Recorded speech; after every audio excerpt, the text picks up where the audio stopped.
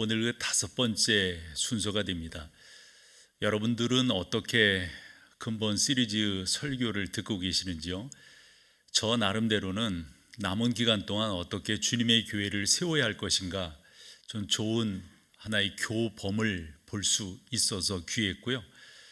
또한 여러분들도 그러셨으리라 생각하는데, 여러분들이 몸담고 있는 교회는 어떤 교회였으면 좋겠는가, 이런 교회로 우리 만들어 가야 되겠다라는 결심들이 있지 않으셨을까. 그리고 처음 시간에도 말씀드렸다시피 교회를 옮기려고 하는 분들은 어떤 주간, 어떤 교회를 선택해야 될 것인가, 그 기준점을 근본 시리즈 설교를 통해서 여러분들에게 제공하고 있다. 저는 그런 목적을 가지고 근본 이 설교를 진행하고 있습니다.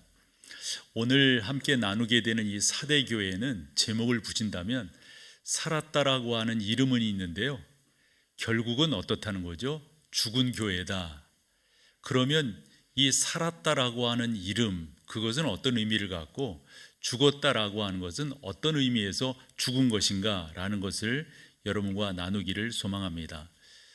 소아시아 교회를 살핌으로 저에게도 유익하고 여러분들에게도 유익한 것은 이 포스트 코로나 시대에 저는 이 일반적 사람들이 가지고 있는 성향, 또 흐름, 이런 것들이 있잖아요. 그것을 저는 개인화라고 생각을 하거든요.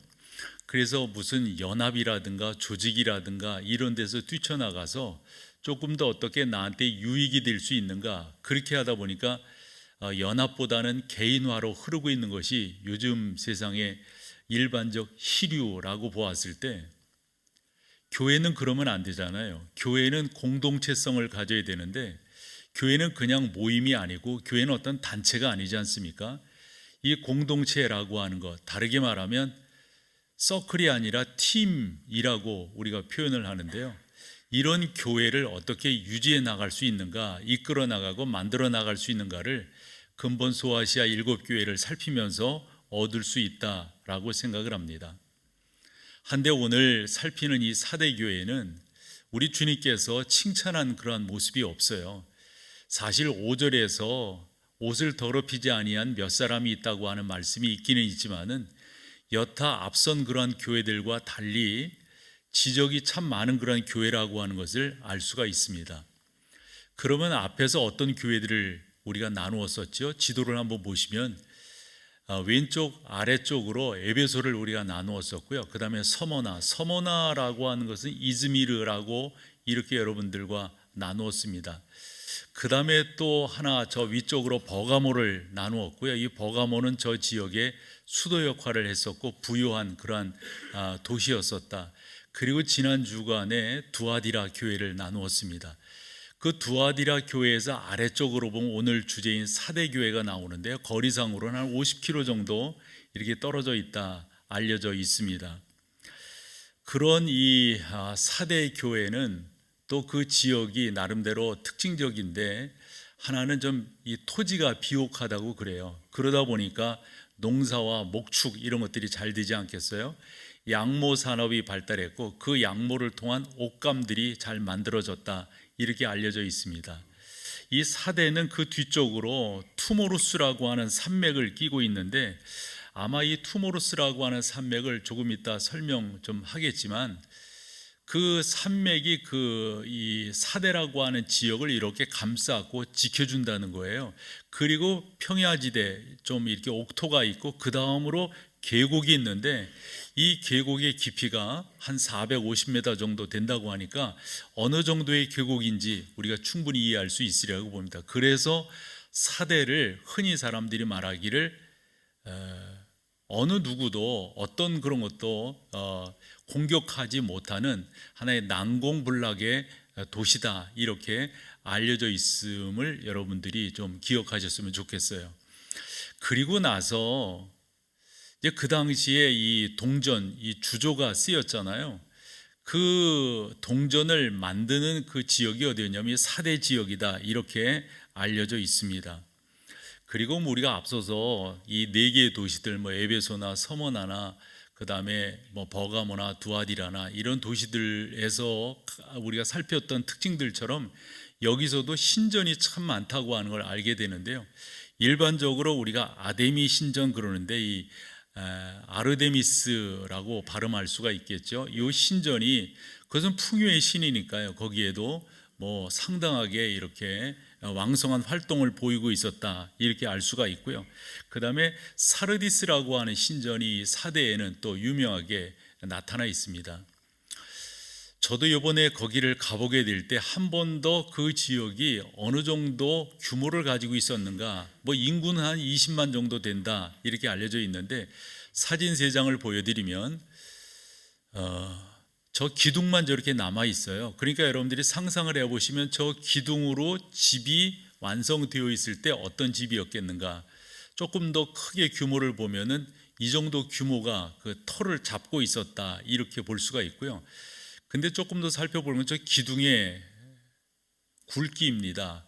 두께를 보시면은 사람이 저렇게 서 있으면 어느 정도 기둥의 두께라고 하는 거, 굵기라고 하는 거 알 수가 있는데, 저 정도 기둥이 쓰였다고 하면은 그 위에 집이 어떻게 지어졌는가 이걸 상상할 수가 있는데, 안내하는 분의 이야기를 여러분들이 소개를 하면 한 5천 명 정도 들어가는 대극장이 저 기둥으로 말미암아 만들어졌었다. 사실 지금의 건축이야 뭐 5천 명 들어가는 거 그렇게 어렵지 않잖아요. 우리 교회만 하더라도 이게 760석 요 본당이 그런데요.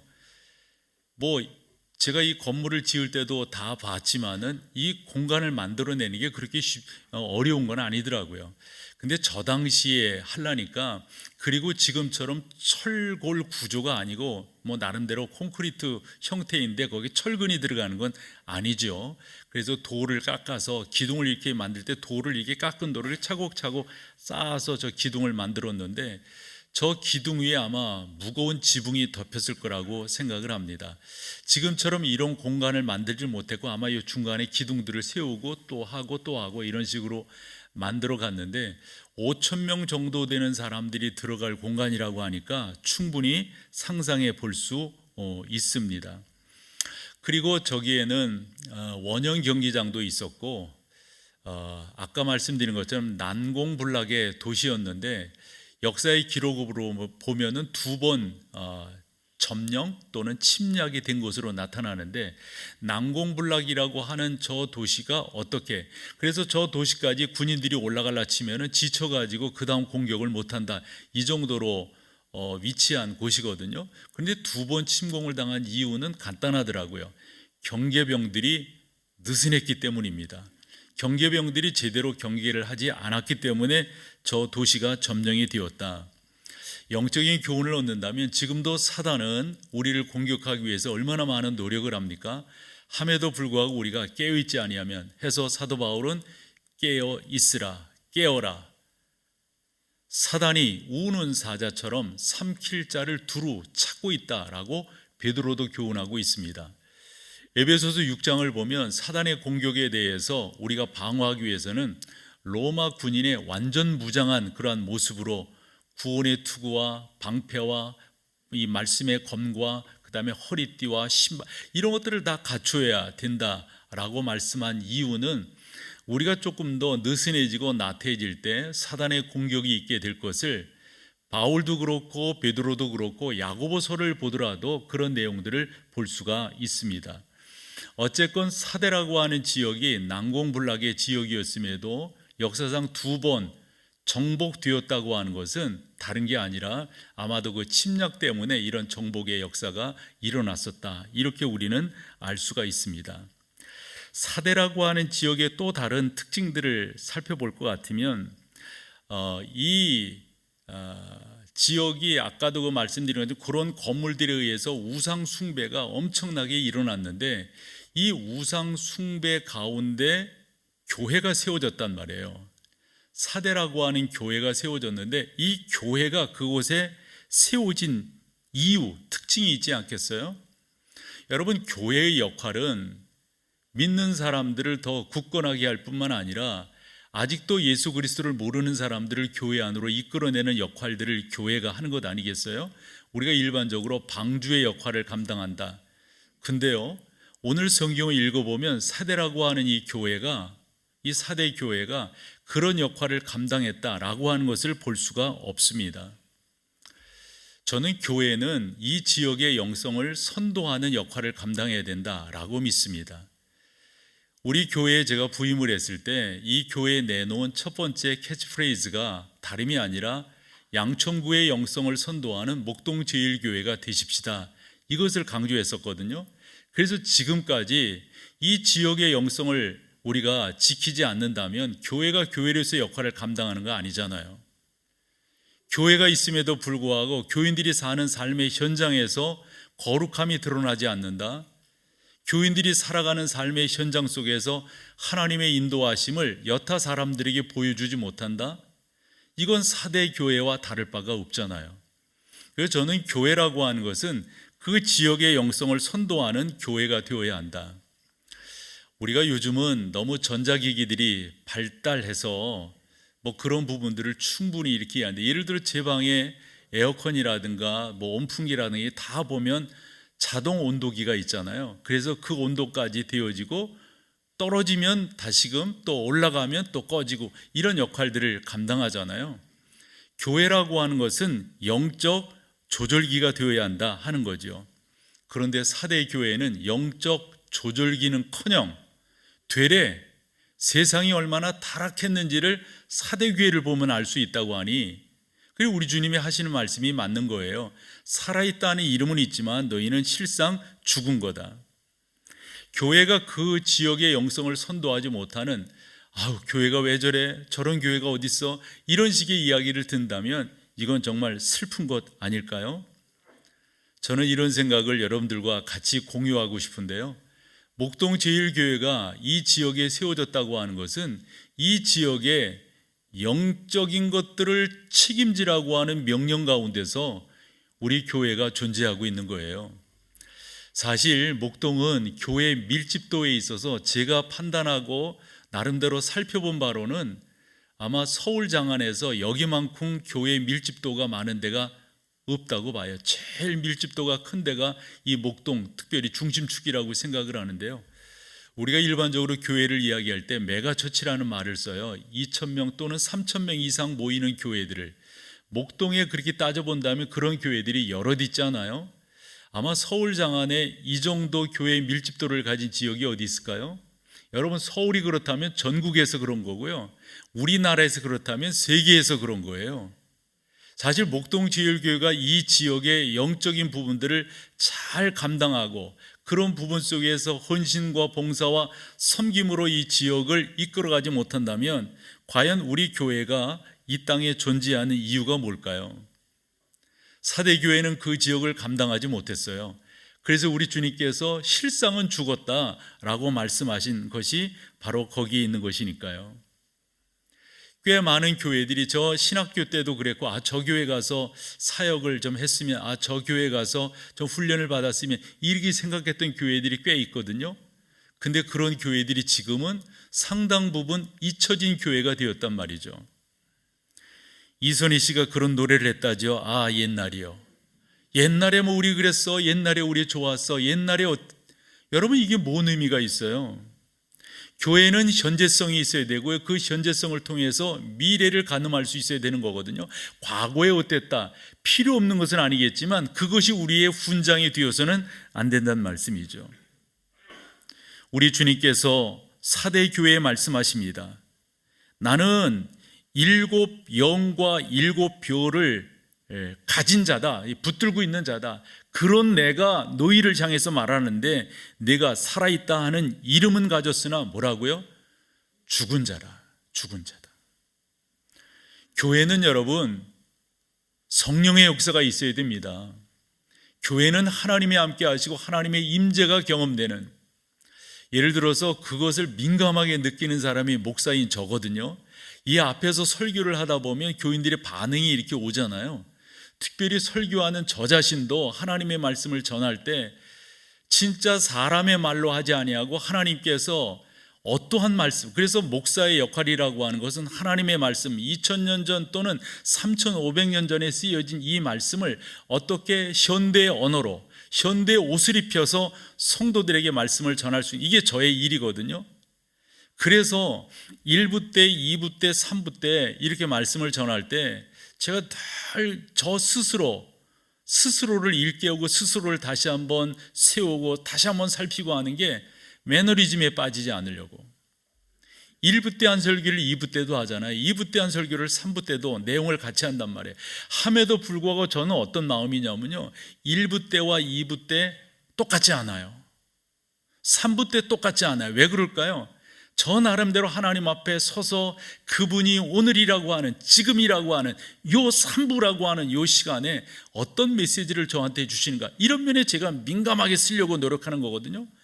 저 자리에 앉아서도 다 그거를 묵상해요. 하나님, 제가 매너리즘에 빠지지 않도록 2부 때 한 곡, 이게 뭔 의미가 있어요? 여러분들의 반응을 보면 말이에요, 제가 지금 이 자리에 어떠한 모습으로 지금 어떻게 설교가 되어지고 있는가, 이런 것을 금방 알아차릴 수 있다고요. 사대교회는 그런 면에서 너무 민감하지 않았어요. 사대교회는 나름대로 살아있다고 하는 이름은 가졌지만 진짜 그 가운데 하나님 성령의 역사, 생명과 능력과 열정이 없는 그러한 교회였었다라고 하는 겁니다. 이 시리즈를 설교하던 5주 전 그 첫 시간에 그런 말씀, 통계를 여러분들이 드렸습니다. 미국의 교회 통계 기관으로 조지 바나 연구소가 있는데요. 거기에서 보면 미국 성도들 가운데도 교회를 이렇게 옮기려고 하는 그런 성도들이 많다는 거예요. 왜 그런 경향이 생기는가 봤더니, 우리 좀 안 좋게 표현하면 동냥한다는 표현이 있잖아요. 설교를 여기 가서 동냥하고 저기 가서 동냥하고, 이 교회 가서 들어보고 저 교회 가서 들어보고, 마음에 안 드는 거죠. 근데 마음에 안 들게 하는, 일단은 목회자에게 책임이 있어요. 목회자가 그런 것들을 못하니까. 저희 아이가 그런 얘기도 하고, 시카고라고 하는 데가 미국에 있어서는 어찌 보면 영적인 면에서 큰 불을 일으킨 그런 곳이거든요. D.L. 무디가 시카고에서 사역을 했고요. 그 유명한 분들이 시카고에서 그 많은 영적인 사역들을 해서 그리고 미국에는 이 바이블 벨트라고 하는 게 있어서 그 아래쪽으로는 나름대로 복음에 대한 이 확고함들이 있잖아요. 그런데 옮겨지는 성도들이 많다는 거예요. 왜 옮겨지려고 그럴까요? 이 교회 가도 하나님의 말씀이 현치 않은 거예요. 이 교회 가도 하나님의 말씀이 현치 않은 거예요. 그러니까 동냥하는 거예요. 이곳 저곳 이곳. 목사의 책임이 일단 크다고 보고, 그와 같이 동냥하는 신앙을 갖고 있는 성도들의 책임을 없다 할 수 있을까요? 우리나라도 이렇게 보면 어느 교회가 좀 이름이 있다, 어느 교회 목사가 설교를 좀 그렇게 한다 그러면 쫙 몰리잖아요. 그건 어떻게 우리가 설명할 수 있을까요? 진짜 우리가 살아있는 걸까요? 정말 살아있다고 하면 그와 같은 행동과 그와 같은 내용들이 나올 수 있는 건가요? 저는 많은 것들을 생각하게 한다라고 생각을 합니다. 그래서 본론으로 들어와서 이 사대교회의 영성을 우리 주님께서 설명하시고 진단하시는데, 내가 네 행위를 아는데 네가 살아있다 하는 이름은 가졌으나, 여러분 여기에서 하이라이트한 부분을 보시면 살았다 하는 이름은 뭐예요? 그 주변에서 그런 이름이 나는 거예요. 우리가 흔히 평판이라고 하는 말 하죠. 그 교회에 대한 소문 이렇게 이야기할 수 있죠. 소문은 자자합니다. 평판은 괜찮아요. 살아있다라고 하는 이름이 있어요, 그 교회에. 그런데 그 나중 주님의 진단은 뭐예요? 아니야, 너 살아있는 거 아니야. 이렇게 딱 결론을 내립니다. 아마도 그 교회는 이런 삶의 모습들이 있지 않았을까 생각을 해봐요. 뭐냐면, 우리 교회가 예전에 이랬더랬는데, 우리 교회는 예전에 이런 정도 이름이 있었는데, 이렇게 신앙생활하는 거 있잖아요. 우리 교회가 적어도 이런 전통이 있는데, 여러분 그게 뭔 의미가 있어요? 옛날에 어떻다가 필요 없는 것은 아니겠지만, 우리 집안은 신앙의 3대예요, 4대예요, 5대예요. 그게 당신이랑 뭔 상관인데요? 신앙의 집안에서 자라났다고 하는 게 예수 그리스도를 인격적으로 만났다는 것과 이퀄됩니까? 아니잖아요. 아버지가 장로님이요 엄마가 권사님이다, 아버지 어머니가 신앙생활 잘하셨다와 당신과는 뭔 상관이에요? 그런 식으로 신앙생활하는 분들이 적어도 나는 어느 교회 다니고 있어, 나는 어느 교회, 그 교회는 적어도 서울 장안에서 이름 있는 교회야, 그 교회 목사는 누구고, 그게 당신의 신앙생활이랑 뭔 상관이 있냔 말이에요. 그런 식으로 신앙생활을 한다고 하면 그건 뭐예요? 주님 말씀하신 것처럼 죽어 있다라고 우리가 이야기할 수 있다 하는 겁니다. 그래서 내가 살아있다 하는 이름은 가졌으나 실상은 죽은 거다라고 한 이 관용구를 지금의 시간 속에서 우리가 재해석하지 않으면 안 돼요. 그래서 저는 이렇게 생각을 해봤어요. 교회 성도들이 명성을 얻는 것에 대해서 적어도 이 정도 교회, 적어도 이 정도, 그래서 미국 쪽에 이야기를 해보면 사람들이 교회를 선택하는 그 첫 번째 요소가 그 교회 찬양을 본다고 그러더라고요. 찬양대도 이렇게 보고 우리 찬양팀도 이렇게 보고 그런 것들을 본대요. 그리고 그 교회가 어떤 조직을 가지고 있는가, 조직은 다르게 표현하면 부서거든요. 예를 들어 우리 교회 같은 경우는 주일학교가 잘 돼 있잖아요. 이런 걸 보는 거예요. 그래서 먼저 주일학교를 이렇게 보고 거기에 등록을 시키고 그 다음에 목사 설교를 들어보고 그러면서 이제 등록을 하고 그런단 말이에요. 여러분, 그것이 일반적인 현상이라고 하는데 그렇다고 여러분 그분의 신앙을 살아있다라고 말할 수 있을까요? 실상은 죽었다는 거예요. 실상은. 사진 하나 보여줘 보실래요? 괜찮아요? 근데 저 꽃은 생화입니까? 조화입니까? 그렇게 단정을 줘요? 여러분들이 생화 이렇게 말해야 나도 말을 풀어가는 건데 조화 잃어버리면 나 어쩌라고. 조화예요. 조화. 근데 이상하게 저희 교회 이 앞에 강단에 덜어놓은 꽃꽂이 이렇게 해놓잖아요. 조화가 더 꽃 같다니까. 생화는 아닌 것 같아요. 근데 여러분 저 조화인데 저건 죽었습니까? 살았습니까? 당연히 죽었죠. 제가 매기 성경 강의를 하는데 버남 맥기가 당신의 친구, 그러니까 그분도 목사고 그분도 박사고 그런데 자기 친구를 방문했던 걸 한번 이야기한 적이 있어요. 그 친구의 이름은 페이지 패터슨 박사인데 이분은 사우스 웨스턴 데올로지컬 세미나리의 총장을 지낸 분이에요. 근데 이분을 방문하고 나서 저도 무슨 목사가 이런 취미를 갖고 있어. 아니 여러분 생각해봐요. 목사가 찬양하는 걸 취미를 갖고 있다. 이해 잘 돼요? 그런데 거기에서 이 버남 맥기가 놀란 게 그 안에 가봤더니 무슨 아프리카 정글에 와 있는 것 같다는 거예요. 거기에 사자도 있고 곰도 있고 호랑이도 있고, 저거는 그냥 제가 상상해서 그림을 하나 따왔는데 이렇게 쫙 갖다 놓은 거예요. 쫙 갖다 놓은 거예요. 그런데 버남 맥기가 뭐라고 말하냐면 아프리카에 와 있는 것 같은 그런 느낌이 든 그 친구의 방에서 사자의 울음소리, 사자의 그 으르렁대는 소리, 곰은 살아있을 때 벌떡 일어나가지고 이러잖아요. 그런 모습을 볼 수 없었다는 거예요. 호랑이가 있지만 표호하는 그런 모습을, 그런 소리를 들을 수가 없었다는 거예요. 이유는 뭐예요? 왜지요? 저게 박제이기 때문에 그렇습니다. 모양은 그럴듯합니다. 살아있습니까? 죽었어요. 저는 이제 목사이니까 많이 하는 것 중에 하나가 또 이 천국 환송 예배를 많이 인도합니다. 근자에 벌써 몇 가정을 그렇게 했지요.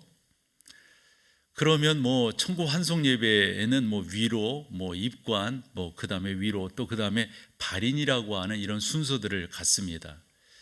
발인하는 날 시간을 정해놓고 예배를 드리고, 이제 목사인 제가 장례 지도사의 지도를 따라서 가족들과 영정을 이렇게 들고 가요.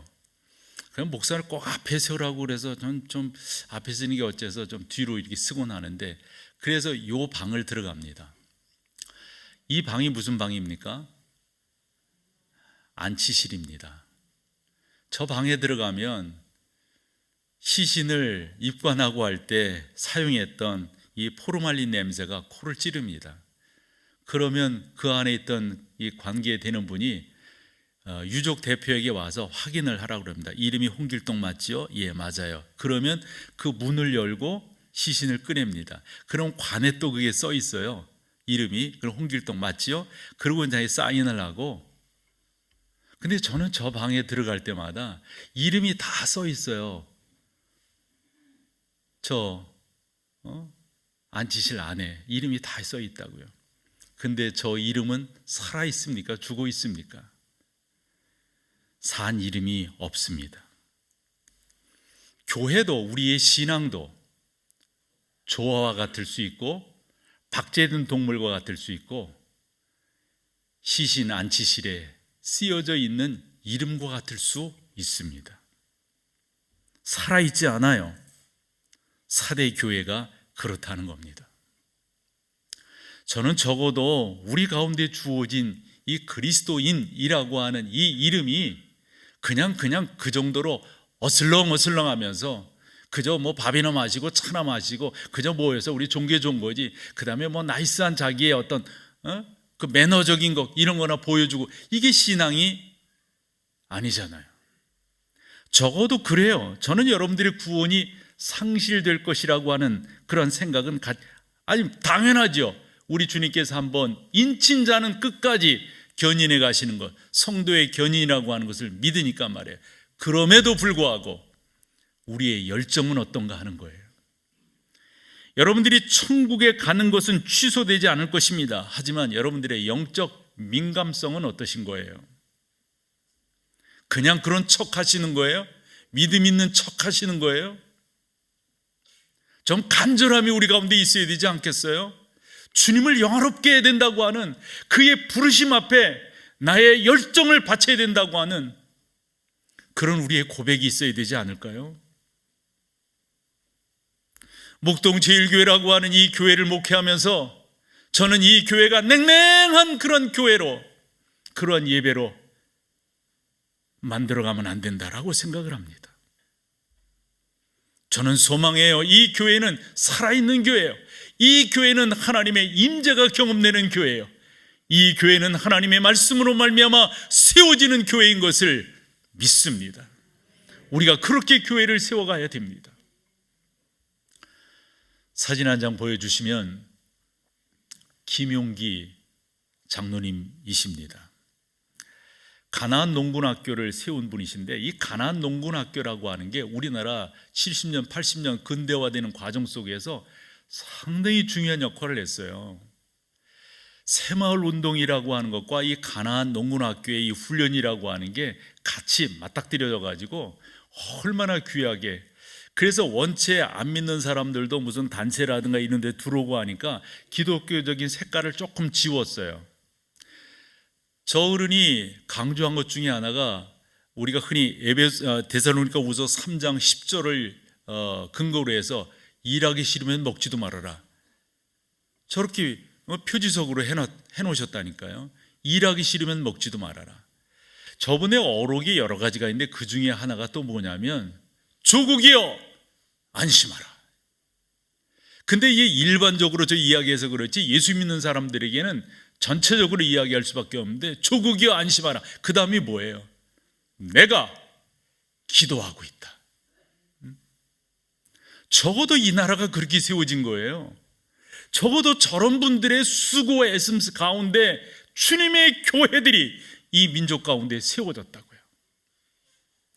그것을 제가 안다면 그저 설렁설렁 목회하겠어요? 저의 안위를 위해서 목회하겠어요? 그저 제가 애들이나 키우고 그러면서 저의 시간, 저는 그런 게 허용되지 않아요. 적어도 주님의 교회가 모양만 갖춘 교회가 아니고 그저 어디 가서 이름 쓱자 되면은 그 목사 괜찮아, 이 정도 듣는 것으로 저는 저의 목회를 가늠하고 싶지 않습니다. 김구 선생님을 모르는 분이 없을 거예요. 이분이 참 영적으로도 여러 가지 이렇게 알고 싶고 이런 분이었어요. 그래서 저분은 관상에 대해서도 관심이 많았어요. 그런 저분이 예수 그리스도를 영접하고 난 다음에 이런 표현을 합니다. 내가 동학운동도 했고 불교의 스님이 되기도 했지만 이 기독교야말로 참 진리구나, 이 백성을 깨울 수 있는 참 진리구나. 뭐가? 예수 그리스도, 이 생명이. 저분이 소래교회에서 세례를 받은 것으로 제가 알고 있어요. 저분에 대한 일화가 참 많은데, 한 번은 그러니까 예전엔 지금은 화장실이라고 그러지만 예전에 뒷간이라고 그랬잖아요. 거기서 무슨 삽소리가 나는 거예요. 삽소리가. 추운 겨울에 삽소리가. 뭔 소리겠어요, 여러분? 이거 저는 촌에서 자랐기 때문에 그게 다 아는데, 바깥에 있잖아요, 이 뒷간이. 그러면 거기서 용변 보고 그러면 그게 이렇게 탑이 쌓여진다고요. 그게 아마 끝까지 올라왔던 것 같아요. 그 어른이 가서 그 삽으로 그걸 까내는 거예요. 뭉기는 거예요. 이분이 예수 그리스도를 옳게 영접하고 복음에 대해서 옳게 접한 다음에 이런 말을 이어갑니다. 나는 그리스도인인 고로 거짓 없는 내 양심은 내 죽음을 초월하고 나라를 사랑하였다. 내가 만일 어떤 자의 총에 맞아 죽는다면 그것은 한 알의 밀알이 땅에 떨어져 많은 열매를 맺듯이 이 나라의 많은 애국자를 일으킬 것이다. 눈물과 피로 우리들이 갈망하는 조선을 하나님의 나라로 세워보십시다. 이게 살아있는 거 아니에요, 여러분? 살아있는 거? 적어도 예수 믿는다고 하면서 거저 자기의 그런 안위를 위해서 기도의 제목이라고 하니 그 정도로 주께 구하고 간구하고 찾고 있다면, 사대 교회 살아있다고 하는 평판은 괜찮은데 우리 주님이 진단을 딱 해버리세요. 너 그거 산 거 아니야? 너 죽은 거야. 그래서 우리 주님이 2절에 말씀을 하십니다. 네 행위에 온전한 것을 찾지 못하면 안 된다. 네 행위에 온전한 것을. 그래서 이 온전하다고 하는 말은 죄 없다 이런 의미가 아니라 좀 더 내가 완전함을 이것을 키워가지 않으면 안 된다. 2절 전체로 한번 봐볼게요. 같이 한번 읽어보세요. 너는 일깨어 그 남은 바 죽게 된 것을 굳건하게 하라. 그 다음 또 보여줘 보세요. 같이요. 너는 일깨어 그 남은 바 죽게 된 것을 굳건하게 하라. 그 다음에요. 내 하나님 앞에 네 행위에 온전한 것을 찾지. 우리가 그렇게 나가야 됩니다. 여러분, 자꾸 영적으로 살아있고 영적으로 깨어있고 하품하는 사람 옆에 있으면 하품하게 돼요. 저 사진 말고 또 다른 거 하나 있지, 하품. 하품하게 된다고요. 자꾸 영적인 사람 옆에 여러분들이 있으셔야 돼요. 자꾸 그 가운데로. 이 사대라고 하는 지역이 일반적으로 보면 철옹성과 같았는데 두 번 어떤 침탈을 당한 적이 있다라고 말씀을 드렸죠. 이유가 뭐라고요? 경계병들이 느슨했기 때문에. 여러분, 살아있는 교회, 그 놀라운 교회들도 자빠지고 넘어지고 쓰러지고 참 여러 가지가. 여러분들도 아마 그 이스탄불을 이렇게 방문하실 터인데, 이 터키, 투르키예라고 요즘 말을 하죠. 이 투르키예가 사실은 현 대통령이 세워지면서 그 양반이 나름대로 가지고 있는 건 상당히 정치적인 수로인데, 이 투르키예를 이슬람화해서, 지금도 이슬람이죠. 98%인가 그러잖아요. 그런데 완전히 100% 해가지고 그 알라에게 바치겠다 이런 생각을 해요. 그 지금 대통령이 에르도안이라고 하는 이 대통령인데, 저 양반이 그런 생각을 가지면서 특별히 이스탄불을, 그래서 이스탄불에 이렇게 비행기를 내린다든가 서울에 오면 예전엔 사람들이 놀란 게 있었잖아요. 왜 십자가가 이렇게 많느냐. 근데 이스탄불을 이슬람 그런 어떤 표상으로, 이슬람의 그 어떤 그 성지같이 이렇게 만들겠다는 거예요. 그래서 제가 한 10년 이렇게 되는 것 같은데, 그때 갔을 때 그런 일들을 쭉 해나가는데, 그 일을 해나가는 것이 이제 그 이스탄불은 이렇게 그 유럽 쪽, 그 아시아 쪽, 그것이 해협으로 해서 이렇게 나뉘어져 있잖아요. 근데 유럽 쪽에서 아시아 쪽 이스탄불을 쭉 보면 저 산 쪽으로 이슬람 사원이 지어지고 있는데 그 이슬람 사원의 이름이 슐탄 아흐메드입니다. 저 슐탄 아흐메드가 지금은 저렇게 완벽하게 지어졌어요. 완벽하게. 우리 교인들과 3년 4년 전에 그 성지 순례를 하면서 이스탄불을 갔을 때 저 옆에 방송 탑들이 쭉쭉 이렇게 이상하게 서 있었어요. 여기서 그때 이 에르도안이 명령을 하는 거죠. 다 옮겨라. 그래가지고 지금은 저렇게 깨끗하게 세워졌고 그 옆쪽으로 방송탑들이 옮겨져서 우리나라의 이제 남산 타워 같이 그 옆쪽에 방송탑들이 이렇게 쭉 하나로 이게 올라가 있어요. 막 여러 개가 생겼는데, 그러면 왜 저렇게 옮기려고 그랬었는가? 이슬람 사원의 규모라든가 이런 것들을 분간하는 게 뭐냐면 그 옆에 세워져 있는 폴이에요. 기둥들. 적어도 하나는 일반적인 거예요.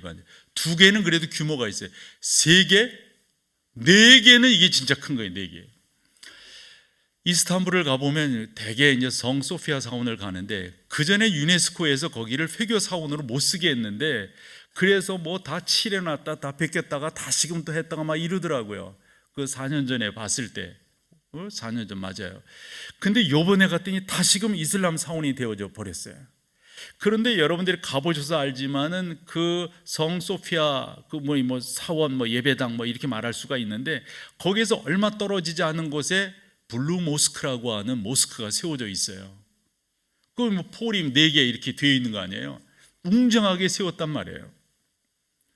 무슨 말씀을 드리냐면, 4대 교회가 교회로서 존재하던 1세기 때는 저 지역이 복음이 놀랍게 일어났던 곳이에요. 복음이 열정적으로 일어났고요, 그 지역에서 복음의 영광에 대해서 그 누구도 시비 걸 자가 없었어요. 그런데 우리 주님께서 말씀하신 대로 너희가 어떻게 들었고 어떻게 받았고 어떻게 너희가 지금 이 자리까지 있는지 그것에 대해서 회개하라 했건만 회개하지 않으니까 지금 뭐예요? 그 복음의 영광이 다 가려지고 복음이 가장 어두운 지역, 우리 주님 말씀하십니다. 내가 도둑같이 이르겠다. 이 도둑같이 이르겠다고 하신 이 말씀은 내가 그렇게 하지 않으면 내가 그렇게 할 건데, 이것은 도둑이 갖고 있는 특징 때문에 우리 주님 그렇게 말씀하신 거예요. 도둑은 알리지 않습니다. 전화 걸고 오지 않습니다. 광고 내고 오지 않습니다. 우리 주님께서 그처럼 다루시는 거예요. 그래도 회개하지 않습니다. 고치지 않습니다. 어찌 보면 우리 주님께서 이제 손을 놨다 이렇게 볼 수가 있습니다. 그런데 그 교회 안에 이런 역사가 있습니다. 4절 보여줘 보세요. 그러나 사대에 그 옷을 더럽히지 아니한 자 뭐가 있다?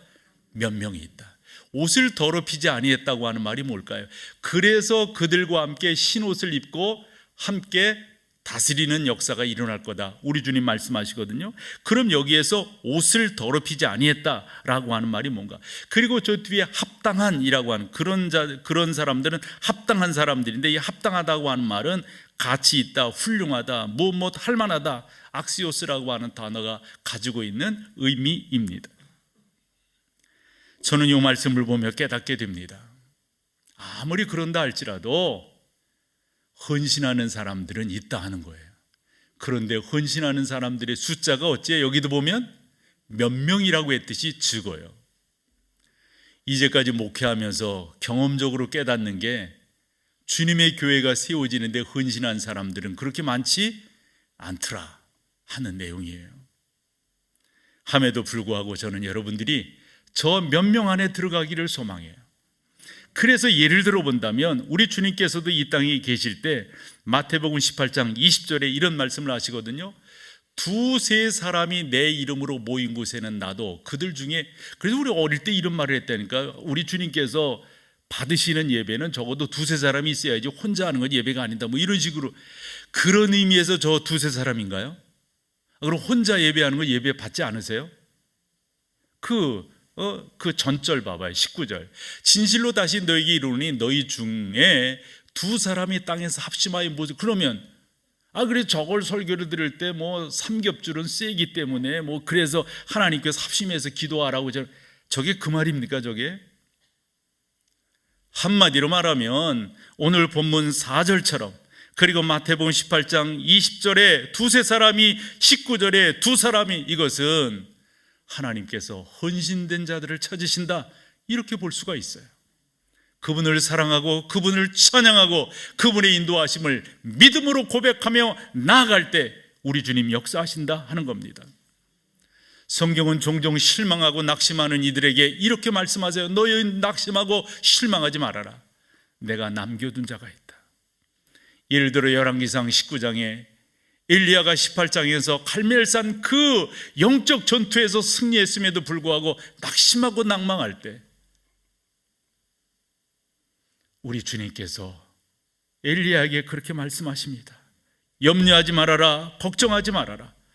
바알에게 무릎 꿇지 않고 입 맞추지 아니한 자 7천을 내가 남겼다. 사대 교회에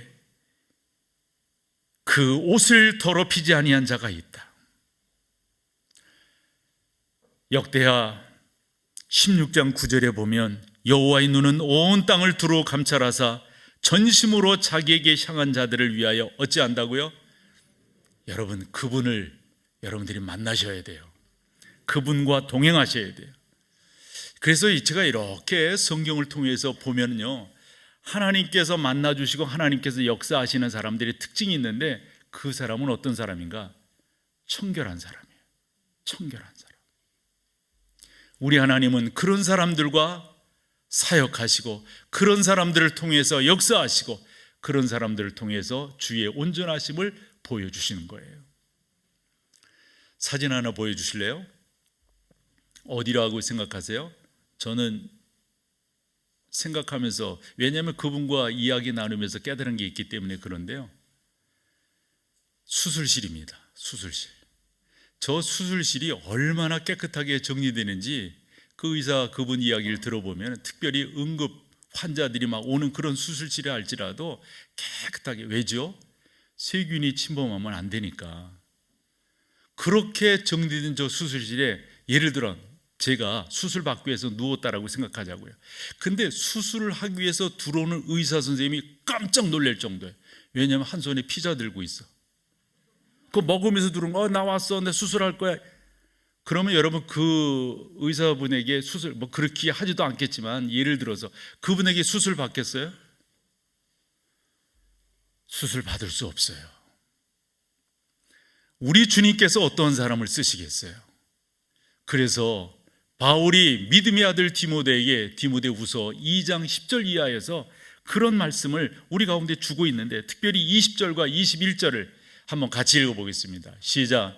큰 집에는 금그릇과 은그릇뿐 아니라 나무그릇과 질그릇도 있어 귀하게 쓰는 것도 있고 천하게 쓰는 것도. 21절이 중요합니다. 그러므로 누구든지 이런 것에서, 이러한 삶 속에서 어찌요? 자기를 깨끗하게 하면 귀 쓰는 그릇이 되어 거룩하고 주인의 쓰심에 합당하며 모든 선한 일에 준비하며. 여기서 핵심적 언어가 뭐예요? 자기를 깨끗하게 하면 이에요. 오늘 본문 4절에서 그 옷을 더럽히지 아니한 몇 명이 있다고 했는데 일맥상통하지 않나요? 마태복음 18장 20절, 그다음에 19절에서 두세 사람이 합심하여 간구하는 것, 우리 주님께서 그냥 지나치지 아니하시고 이루시겠다고 하신 그 두세 사람은 뭐냔 말이에요? 누구냔 말이에요? 우리 주님은 그런 사람들을 쓰시기를 원하시는데, 특별히 그런 사람들을 향해서 우리 주님 오늘 본문에 그리 말씀하세요. 당신의 생명책에 기록하겠다고. 내가 그 이름을 생명책에서 결코 지우지 아니하고 그 이름을 내 아버지 앞과 그 천사들 앞에서 어찌하시겠다? 시인하시겠다. 마태복음 10장 32절을 읽어보겠습니다. 같이요. 누구든지 사람 앞에서 나를 시인하면 나도 하늘에 계신 내 아버지 앞에서 그를. 여러분들의 삶 속에서 주 예수 그리스도가 여러분들의 구주와 주인 되심을 시인하면 우리 주님도 시인하실 거예요. 반면 그 다음 절, 누구든지 사람 앞에서 나를 부인하면 나도 하늘에 계신 내 아버지 앞에서 그를. 종종 저는 이런 고백을 했어요. 이 다음에 천국에 갔을 때 우리 주님이 저를 안아주시면서 수고했다, 수고했어. 저는 그 정서가 좋아요. 그 정서가. 어릴 때 자랄 때 우리 어머니 늘 그런 말씀하셨어요. 그래, 수고했다. 우리 주님이 그 말씀해 주시기를 소망해요. 대충 턱걸이에서 천국에 들어가고 싶지 않아요. 열심히 주님을 위해서 살다가 그분의 부르심 앞에 명성만 있는데 실제는 없어. 그렇게 살고 싶지 않아요. 적어도 하나님 그분 앞에서 그의 부르심 앞에 부족함이 많지만 애쓰다가 수고하다가 열정을 갖고 있다가 그분의 부르심을 받고 싶습니다. 우리 그런 교회, 그런 성도 만들어가기를 축원합니다. 찬양으로 주 앞에 고백하며 나갑니다.